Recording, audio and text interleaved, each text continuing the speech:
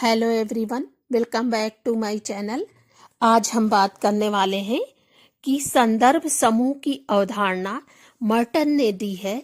तो आइए जानते हैं कि संदर्भ समूह की अवधारणा के अंतर्गत मर्टन ने क्या कहा है। मध्य अभिसीमा सिद्धांतों की विवेचना में मर्टन द्वारा प्रस्तुत संदर्भ समूह की अवधारणा का विशेष स्थान है।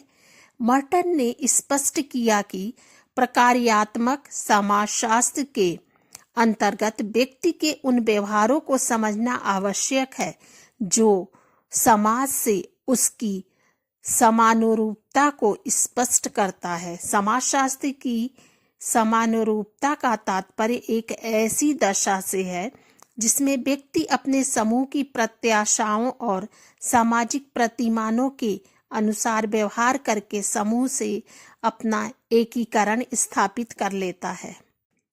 मर्टन का कथन है कि अनेक परिस्थितियों में यह समानुरूपता केवल व्यक्ति के अपने समूह तक ही सीमित नहीं होती है, बल्कि इसका विस्तार कुछ ऐसे समूहों में भी देखने को मिलता है जो उसके अंतर समूह से भिन्न होते हैं।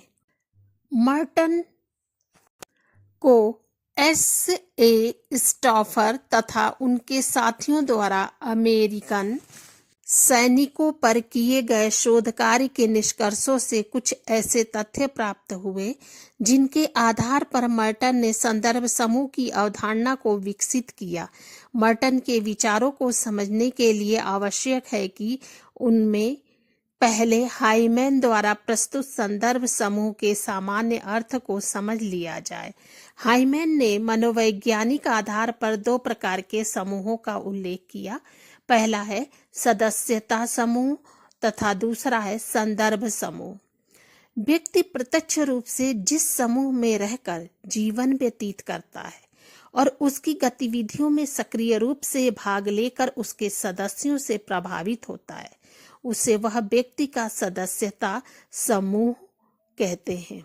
दूसरी ओर कुछ समूह ऐसे होते हैं जिनका सदस्य न होने के बाद भी व्यक्ति उन्हें अपना आदर्श मानता है तथा उनके आचरणों और मूल्यों से अपना एकीकरण करने का प्रयत्न करता है।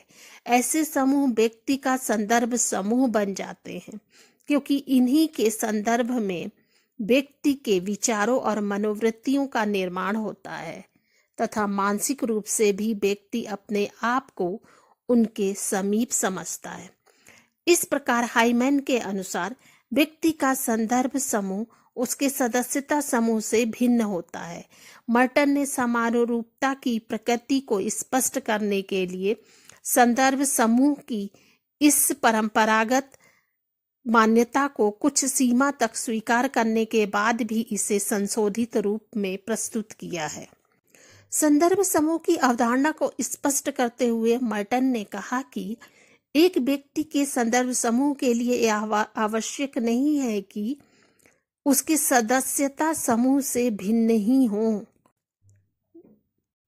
व्यक्ति जिस अंतर समूह का सदस्य होता है वह अंतर समूह भी व्यक्ति का संदर्भ समूह हो जाता है।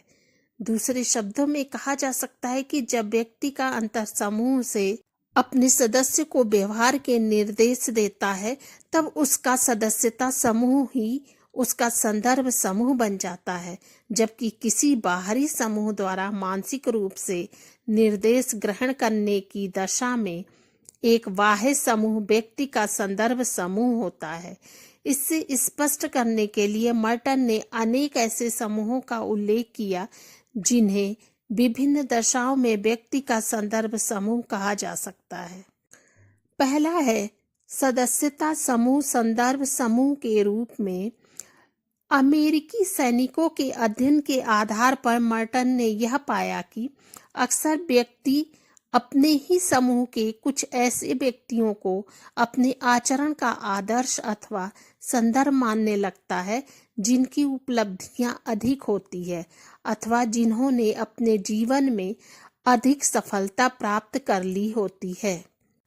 इसको हम एक उदाहरण के माध्यम से भी समझ सकते हैं कि एक बटालियन के कुछ सैनिक जब अपनी ही टुकड़ी के रून सैनिकों को अपने व्यवहारों का आदर्श मानने लगते हैं, जिन्हें विशेष कार्यों के लिए पुरस्कार प्राप्त हुआ हो, तब उनके सदस्यता समूह से ही संबंधित एक समूह उनका संदर्भ समूह बन जाता है।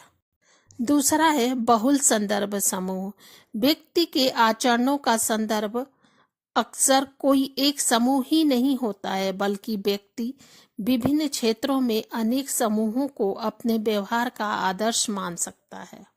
एक उसको भी उदाहरण के माध्यम से समझा जा सकता है कि यदि अनुशासन में रहने वाली विभिन्न सैनिक टुकड़ियों को पुरस्कार प्रदान किए गए हों, तो एक सामान्य सैनिक के सामने यह समस्या उत्पन्न हो सकती है कि वह किस सैनिक टुकड़ों को अपना आदर्श माने। तीसरा है विशिष्ट व्यक्तियों के समूह।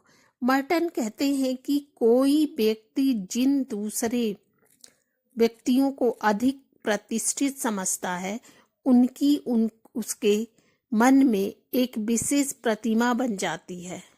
इन प्रतिष्ठित व्यक्तियों को ही मर्टन ने विशिष्ट व्यक्ति कहा है। यह विशिष्ट व्यक्ति सामान्य लोगों की निगाह में न केवल आदर्श होते हैं, बल्कि वे स्वयं भी उन्हीं के व्यवहारों, मूल्यों और आदर्शों को ग्रहण करके उन्हीं के अनुसार बनना चाहते हैं। चौथा है गैर सदस्यता समूह। मर्टन ने स्पष्ट किया है कि यह आवश्यक नहीं है कि कोई मानसिक आधार पर केवल उसी समूह का सदस्य हो जिससे बीच वह रहता हो। एक व्यक्ति उस समूह का सदस्य हो सकता है जिसके बीच यह आवश्यक वास्तव में जीवन व्यतीत नहीं करता है। इसका तात्पर्य है कि यदि हम किसी समूह के बीच रहकर प्रत्यक्ष रूप से उसके अन्य सदस्यों के साथ अंतःक्रिया नहीं करते, तो भी हम उस समूह के अर्थ इसमें सदस्य हो सकते हैं। उसका हमारे व्यवहारों, मूल्यों और विचारों पर स्पष्ट प्रभाव होता है। पांचवा है नकारात्मक संदर्भ समूह। संदर्भ समूह की विवेचना में मर्टन ने इस तथ्य को भी स्पष्ट किया कि संदर्भ समूह का सदैव सकारात्मक होना जरूरी नहीं होता है, यह समूह नकारात्मक भी हो सकता है। इसका तात्पर्य है कि व्यक्ति जिस समूह को अपने संदर्भ समूह के रूप में देखता है, यह आवश्यक नहीं है कि वह व्यक्ति को सदैव स्वस्थ रूप से ही प्रभावित करे। जब एक व्यक्ति किसी संदर्भ समूह से अपनी एकरूपता स्थापित करने का प्रयत्न करता है, तब उसके व्यक्तित्व में बहुत से नए मूल्यों, विचारों, व्यवहारों, प्रतिमानों तथा आदर्शों का समावेश होने लगता है। इसके फलस्वरूप व्यक्ति की सामाजिक परिस्थिति पहले की तुलना में अधिक ऊंची हो जाने की संभावना हो जाती है। इसके बाद भी यह ध्यान रखना आवश्यक है कि संदर्भ समूह की सहायता से व्यक्ति का प्रत्याशी समाजीकरण उसी सामाजिक संरचना में अधिक संभव होता है जिसकी प्रकृति खुली हुई होती है। संदर्भ समूह के अकार्यात्मक पक्ष को स्पष्ट करते हुए मर्टन ने लिखा है कि एक मुक्त सामाजिक व्यवहार में संदर्भ समूह द्वारा किया जाने वाला प्रत्याशी समाजीकरण व्यक्ति के लिए प्रकार्यात्मक हो सकता है, लेकिन स्वयं उस समूह अथवा स्तर के लिए अकार्यात्मक होता है जिसका कि वह व्यक्ति सदस्य होता है। इसका तात्पर्य है कि कोई व्यक्ति संदर्भ समूह के आचरणों, मूल्यों और आदर्शों से अपनी जितनी अधिक समानुरूपता स्थापित करता है, वह अपने समूह के आचरणों और मूल्यों से उतना ही दूर हटता जाता है। इस दृष्टिकोण के संदर्भ समूहों का मूल्यांकन व्यक्ति तथा समाज पर उनके प्रकार्यात्मक तथा अकार्यात्मक पक्ष को ध्यान में रखते हुए ही किया जाना चाहिए। बच्चों, इससे संबंधित यदि आपके मन में किसी भी प्रकार का कोई भी क्वेश्चन हो तो कमेंट बॉक्स में लिखें। चैनल को लाइक करें, सब्सक्राइब करें, कमेंट करें और शेयर करें। धन्यवाद।